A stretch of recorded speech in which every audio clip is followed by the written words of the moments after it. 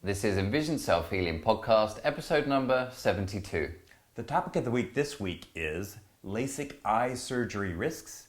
And in the question of the week, we answer a question we've gotten a few times. And in this case, from our bi-weekly coaching call, we get the question, can I do the sunning eye exercises wearing either contacts or glasses?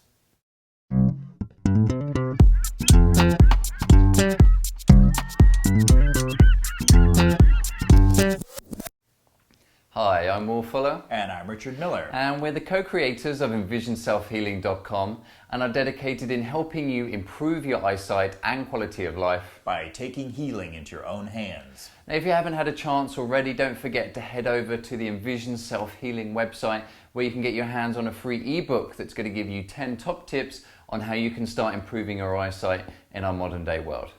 Now, the topic of the week this week is LASIK eye surgery risks. And we're tackling this topic because, for a couple reasons, as vision improvement people, we're constantly being approached all the time, really, should I do LASIK surgery? Yeah, that's a question. Yeah, and if sometimes people will say they're doing LASIK surgery, I'm wanting at least to go and talk to them.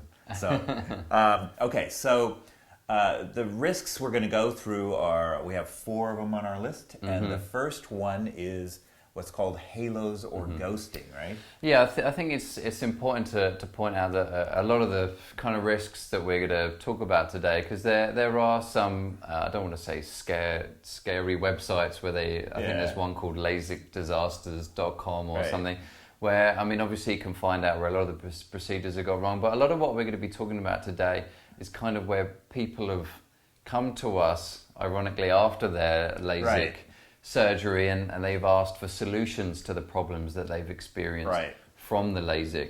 Yeah. So we're not really here to bash LASIK or go down that road. We just kind of want to educate the population a little bit more, because once you've had the LASIK, you've had the LASIK at that point, and then there's not much you can do about it. Yeah. Well, I have to say, when the cases that come to us with LASIK after a LASIK surgery problem are some of our more complicated cases, because they're just sort of like... It does make our job more difficult. Yeah, it's not a natural state of the eye. We're dealing with sort of an altered eye that we're having to now deal with. So we did, and when we do start talking to people about the general risks that we're going to talk about today, they do say, oh, I didn't realize that, or I wish I'd known about that before, or... So we really we've been holding off a while to talk a little bit about LASIK, and we kind of feel like that we should at least give some basic. Obviously, there's a lot of information out there for you to check out yourselves about the risks with LASIK, but generally... It is like one of those social things, like, it's so good, it sounds so good. We feel like we're like insulting the goose that laid the golden egg or something like that. So the first risk we were talking about was the halos or ghosting. And we're going to descend them. The risks are going to be from the most common to the least common. So the ghosting is actually something that LASIK surgeons in general consider to be not a complication of the surgery. It's a natural part of the surgery, And that's probably why they don't necessarily call it a risk, because I suppose it's just normal. Yeah, it's the price you pay in some ways for LASIK surgery. Other than the thousands of dollars, there is an extra price. I said we wouldn't go down that road. And the halos are typically because of where they've actually done the procedure in the eye. One part is that you've got a bit of scarring tissue there, so that as the pupils dilate, and this is why you see the glare and the halos more at night, as the pupils get bigger and bigger, it means that more light is let into the eye, which is what the eye does naturally, so that you can see in the dark, because you're just like a camera, you're getting more light entering the eye, so the pupil naturally dilates. But it's hitting that area there at the corner of the cornea, certainly just around the outside of where they're going to do the procedure, and it means that as the pupil kind of dilates, you're getting more light that's going to come in from either where the scarring is, or from where there's a difference between where they've operated and where they haven't operated, your natural lens and then your LASIK lens. The cornea is a pair of glasses, and so this is the edge of your glasses, essentially, this edge of the surgery.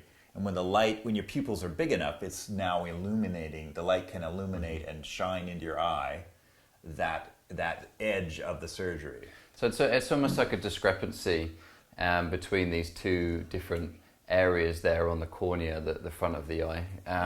So that as the light hits that, it's going to cause this glare. So the way they get around this is to either give you drugs or surgery to stop the pupil from dilating. Now, obviously, that's not great for us. Not great. That's not something that we wish on anyone. It is pretty funny that you're driving at night. You're having this, and some people it's so bad they can't drive at night anymore. So and that's why it's come across for us in particular, because we know that when you do talk to specialists, they say, well, people have it anyway. When you drive at night anyway, you're going to see a little bit of glare because the pupil's dilating and the quality isn't as good at vision, or well, it's refractive error, so it's just natural. But we're getting people contacting us saying that they now can't even drive at night, and these are young people in their early 20s, mid 20s that really should have another 50, 60 years of driving ahead of them, and it can be a challenge if this is you. And the solution is to give you drops to constrict your pupils, which is going to reduce the amount of light coming in your eyes. So anyway, so they're going to call it oversized pupil, which is sometimes we meet people that say they thought about getting LASIK and then they weren't allowed to have it done because of this effect that you're going to have there with the pupils. So certainly something that a lot of people are surprised about. And it's like 30% of patients get this, some number around between 25 and 30%. They say initially, again, when you bring this up, they might just say, well, it's just going to last for a couple of weeks, but there's no real telltale sign of who it's going to stay and who it's not going to stay. Yeah, they say sometimes weeks, sometimes months, sometimes a year, So other people report having it long term. So and again, some people say, well, I'd rather... I don't drive at night, or I'm not going to be spending that time at night, or I would rather have the 20/20 vision, if that's what you're able to be corrected to, than I would with the halos. But give it a serious thought if that is you, that if it's going to bother you that you can't drive at night because the halos would be too much. Well, that's a lot of the time it's also very kind of disturbing to people. They're not used to seeing these kind of halos around the light, and it can be a challenge for them. So certainly a big thing to be think about, especially as this is part and parcel of the surgery, and it is deemed still a successful surgery if this happens. So just bear that in mind, and also whether you feel that you want to be taking drops or any kind of medication. I mean, they probably say that as you get older, the pupils get weaker. So it's going to happen naturally, which is true, but you're probably looking more in your 50s and 60s. And what the point of the exercises that we do here as well is we want to really exercise the pupil and keep that strong and healthy so that your pupil can dilate properly when you are getting older as well, so that you are able to get in more light. So it is easier to see in the dark because it is an important aspect that we're losing. And then if you have a further condition like retinitis pigmentosa like myself, where I have difficulty seeing in the dark, then it's very important that you have the ability to allow as much light to enter the eye as possible. So plenty of things there to think about with the first risk. And then for us, it's like they talk about, you have too large of a pupil, like it's some defect. And for us, it's like, great, you have a big pupil, it's wonderful, you can go out at night and have good night vision. Anyway, so that's the funny part about that. But then with the second one then is we're looking at dry eyes. Dry eyes, which is certainly something that a lot of people are experiencing now anyway. If you've not seen it already, you should check out our eye strain series. We did about 5 podcasts on that. Just head over to envisionselfhealing.com, or if you're watching this on YouTube, you can check out our channel, or if you're listening to this iTunes, then also check that out there. But we did a whole series on eye strain, and a big problem with eye strain is dry eyes because we're not blinking enough. Yeah, so in some ways a lot of people already have dry eyes. So, and dry eyes as a complication, or they do call this a complication, I believe, from LASIK surgery. Yeah, well, they say it's a natural part post-operational, until the eyes adjust. Right. And then in theory, it's meant to disappear. And that may be true in a lot of cases. Yeah, I'm sure it is. Yeah. But, and the solution again is using artificial tears or some sort of So now you've got 2 bottles. One for the pupil and one for the tears. I'm sure there's a drug company somewhere that's combined the two and making good money out of it. So obviously dry eyes isn't great. One thing is that it can make the eyes feel sore, itchy, red. It can be very discomfort for you. And luckily for those where it's natural dry eyes, just from where they're not blinking enough, then they can just start blinking a little bit more and start working at reducing the eye strain and bringing neutrality back to the eyes. So it helps everything flow evenly. But once you start messing with the structure of the eye, and like in this case, you're actually playing with the layer of the cornea there that's going to kind of affect how the eyes actually produce those tears, and it causes the dry eyes in the first place, then it's not as simple as the natural way the body is meant to be functioning. Right. In that sense. So again, dry eyes, you could say, well, I want to get rid of these glasses and it's worth it. It's just dry eyes, it's just dry eyes. To think about it a little bit more, whether that is something that you want to, do you want to have to be putting eye drops in for the rest of your life? Do you want to have that feeling of dry, itchy eyes if you decide not to take the drop? So certainly another thing to be considering there. And the third one, and we're again becoming less and less common, but this one's still fairly common, which is the operation either overcorrected or undercorrected you. So we've seen both, actually. We dealt with a woman in Brazil who she went from being nearsighted to being farsighted, and her eyes were now different from each other. So she had both farsightedness, and now she was losing fusion, or the ability to team the eyes together. So think about it, for the individual, you've spent your whole life being, what was she, nearsighted? So she was used to seeing clearly from near but blurry from far, and then overnight, or within 10 minutes, however long the surgery is, she then switched into being able to see clearly in the distance and not from near. So it was quite a tough thing for her brain to play with as well. So she's now seeing the other way around, and then on top of that, one eye was corrected more than the other. So one eye could see clearly in the distance, and one saw clearly for near. And although they might encourage this, it's called monovision. They try and do it with glasses and whatnot.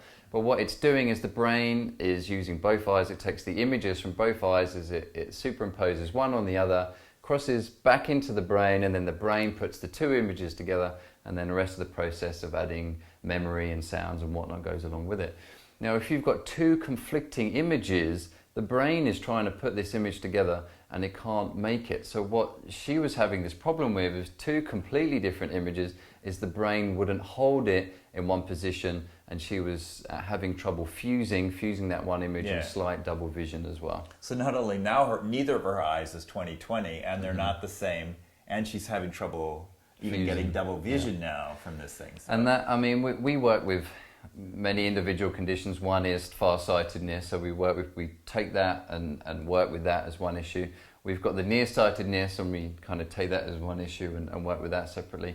And then also fusion and double vision, which can be very stressful for the individual, very tiring, creates lots of migraines. Dealing with that as well, a separate issue. She managed to land all 3 of them at once. And certainly something that she wouldn't want to go through again. But we also commonly hear from people saying that they were kind of overcorrected or undercorrected, both eyes, not as serious with the fusion issues. But it's still certainly challenging for the individual, especially as, like we say, the brain was used to one thing and now it's working with the other. And people then do come to us and say, what eye exercises now what should I do now? So, it's a challenge for us, and sadly over the years, we're going to have to develop a specific program to work with people, because we work with the natural structures of the eye to help improve it, and with the brain. And when you start playing with the structures of the eye and start playing with the brain, then it certainly makes our job a little bit more difficult, and it makes the body's job more difficult to heal. So it can be a little bit more challenging. So being overcorrected and undercorrected is certainly an issue that we're seeing. And I think probably the more common one than the one we were describing from the woman from Brazil It's just being slightly undercorrected. So you started out nearsighted, now you're still a little nearsighted. Yeah. So they'll often schedule for the next surgery to touch it up or enhance it or whatever they want to call it. Yeah. And I mean, it could kind of lead into the next one really about the risk of what we were talking about the glasses, not needing your glasses. Because if we're going to put it in order, the complications one is probably at the end. It sounds pretty common that people, well, we know that after 5-10 years, people are going to need either to wear glasses again, right? As you know, as the eyes worsen. The reason why we know this is because the doctors tell us that your eyes can only get worse; they can't improve as you age. Your vision deteriorates, and that is why you have to continue to increase your prescription with your glasses. Right. So you can imagine if this is the pattern of your life, your glasses are going to get stronger and stronger. They come in and do a surgical correction at this point in your life. Your vision is going to continue to change, and you're going to be wearing glasses again. You know, maybe they're half the strength they would be, but you're still wearing glasses in 10, 15 years perhaps. So one of the reasons why we say this and why this is kind of connected to being undercorrected or overcorrected is it seems to be a very large percentage of people getting LASIK are people that don't want to wear glasses. Ever, for the rest of their life. Yeah. But also for those, it's really cosmetic surgery. I remember, I don't know whether it's popular now, but they used to put diamonds or jewels, or they used to put it in your teeth, right? There was a process where you could put it on your tooth. It's cosmetic surgery. It's so that you. I'm saying here now with the LASIK, it's so that you don't have to wear your glasses, right? Or your contact lenses, but more so with the glasses because people don't want to have people to be wearing glasses. Right. So if you've been slightly undercorrected or slightly overcorrected, you've still got to wear glasses, regardless. Right. So if you've been undercorrected, overcorrected, you're going to have to wear glasses, and perhaps in 5 to 10, maybe 15 years, you're going to wear your glasses anyway because your vision will have deteriorated and changed from your lifestyle. So some people could say, well, you're saying natural vision improvement. You can keep your eyes where they are, keep them strong, keep them healthy. Then maybe, I suppose, you could have the LASIK surgery and then do the eye exercises to try and keep to that LASIK area. But I suppose if you do too good with your eye exercises, then you might would overcorrect it, See how it makes things slightly complicated once you start playing with structures. We actually came up with a strategy just before the podcast of like, okay, you could get LASIK surgery and then we could do the exercises to hold you in that state, right? So you wouldn't have to, at least they wouldn't deteriorate. But here's the final risk though, is you've had surgery. You've compromised the surface of your eye, which is a very sensitive organ, and so you've made an incision. All of these possible risks you've taken with surgery, and there's a risk of there's a smaller percentage of the population who has a surgery who has significant problems just from having the eye surgery. So that's the lowest risk, but you are always taking that risk. With LASIK. So. Yeah, and they're going to say it's a very small percentage, but still, this is the eye that we're talking about. It's a fine structure. It's put together once you start studying the eye and how all the different layers of the eye are designed to increase vision and make vision nice and crisp and clear. Once you start playing with different structures within that, you're really messing with vision and things that could go wrong. And in particular here, they're cutting a flap of the cornea. So when you look up other risks of LASIK, even from the LASIK doctors themselves, they're going to say that one of the risks is that maybe this flap isn't going to go back again properly, or there might be a wrinkle. They're going to poo-poo it by saying, well, it's only 1% or whatever statistic that they've got. But I would rather not be in that 1%. And we do work with lots of people that have natural things that have gone wrong that they wish if they could go back it wouldn't have happened. And the idea that you're volunteering out of maybe vanity or something else that this could happen to you, from us, I guess it's easier for us because we work with people all the time with these serious conditions, and And we know a lot of people that would give anything to have the vision that 90% of these people already have. Right. It just isn't really worth the risk for us, even though it is a small percentage. Why make that risk? Especially as in 5-10 years' time, you could end up having to wear glasses again anyway. And then what they're going to do is they say you could have a touch-up, again, a cosmetic surgeon terminology there, a touch-up. Yeah, it's true. But again, it's another surgery. They're peeling back the eye, they're lasering off layer, they're making glasses out of your cornea. Is it really worth that risk? And I know a lot of you listening now are just going to say yes, in which case, fine, that's up to you. But we really wanted to take this opportunity to at least get you thinking about it a little bit more. And for people that might not have known some of these risks, because there are adverts now. I know there's a lot with sports teams, and I even see now on Groupon and Amazon deals, LASIK, buy one eye, get one free. And it really makes light of it, but it is a surgery. It is something that you need to consider seriously. Is it really worth any of the risks that we've just mentioned to get rid of your glasses? And of course, the final thing really that we think that if you really do want to get rid of your glasses, there is certainly a safer way. Something that avoids the risks that we were talking about, something that also lasts longer, that isn't just going to fade away after a couple of years. But it does involve a little bit of more effort. But that is eye exercises and natural vision improvement of actually working with the natural structures of the eye, working with the brain, working with sort of eye gym, you might have heard it, or eye yoga, or vision training, Bates work. There's lots of different names for it. But the idea of that is that you're exercising the eye itself naturally to achieve what it is that you're trying to achieve in 15 minutes with the laser.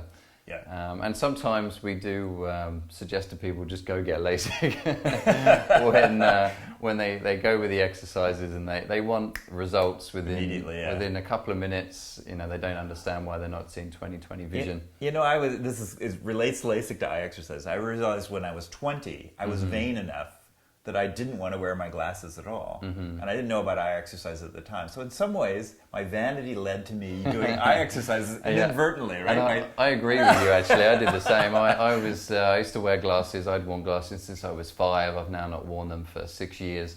And I think it was around the time at university. It was the same thing. I didn't want to wear my glasses. I wasn't getting enough girls, right?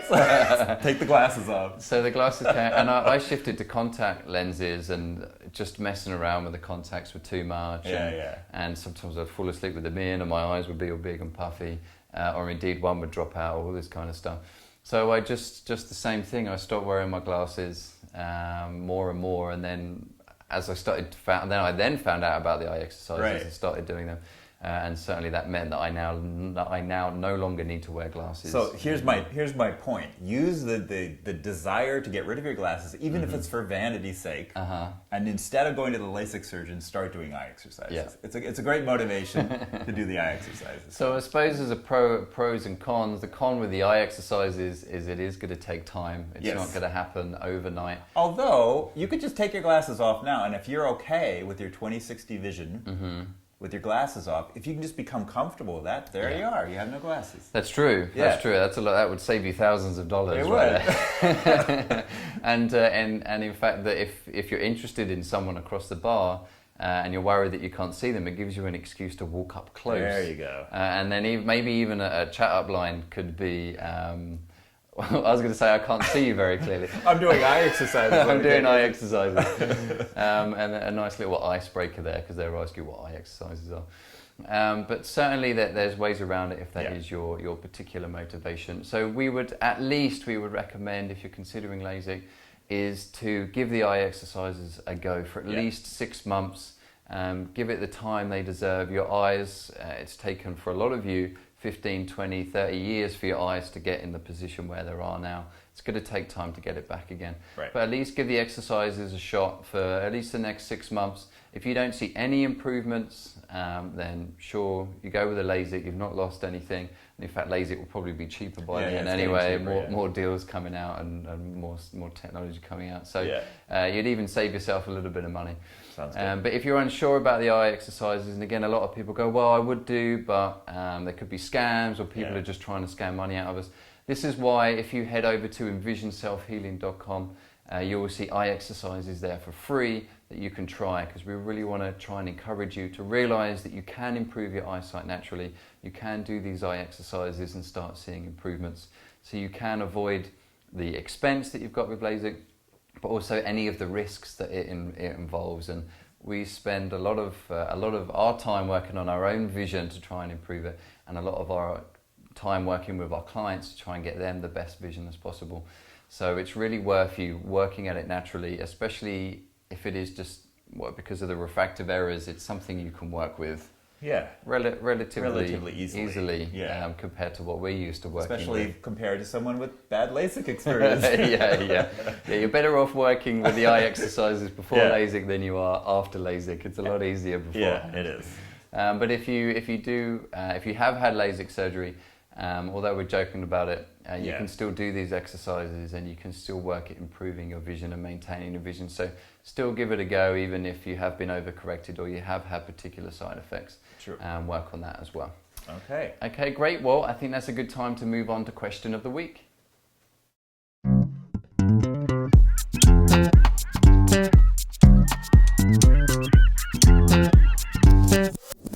And the question of the week this week involves doing sunning.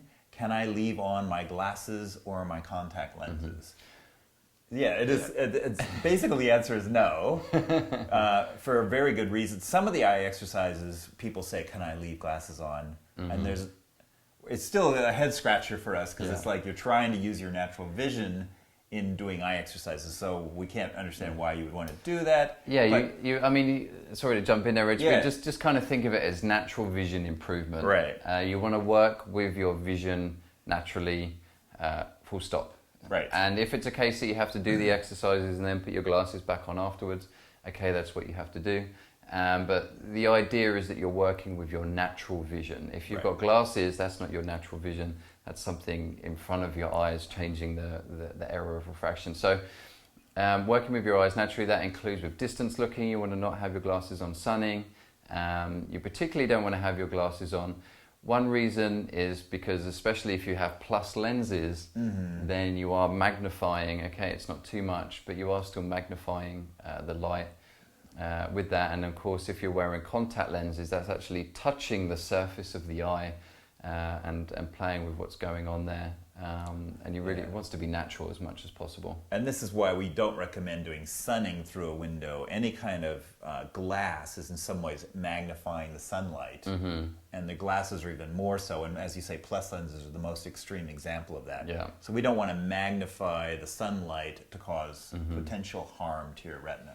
So it's difficult for us because some people say, well, I just won't do eye exercises then because I have to wear my glasses during the day, or I've got contact lenses, I can't take them out and put them in. So, but I think what we do next week is why don't we do a bit of a podcast on glasses and contact lenses, and we'll see if we can come up with a few more reasons why glasses are a little bit easier to wear, in particular related to eye exercises. But also, because what we were saying there with sunning is you can just take the glasses off. So we'll chat about that a little bit more next week to give you guys a little bit more information. But just so you know, with the eye exercises, it is best to wear no corrective lenses for safety issues, as well as just for the benefits of doing the eye exercises. So give those a go. Yep. Okay, great. Well, we hope you enjoyed this week's episode. If you want to know a lot more information about eye exercises and natural vision improvement, then be sure to head over to our website at envisionselfhealing.com. You can also get your hands on a free ebook that's going to give you all the information about the background of eye exercises and indeed how you can start improving your eyesight.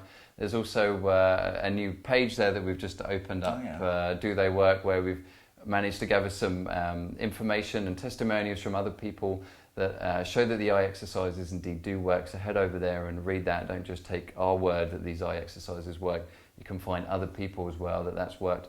If you enjoyed this, then feel free to like this or share it with your friends.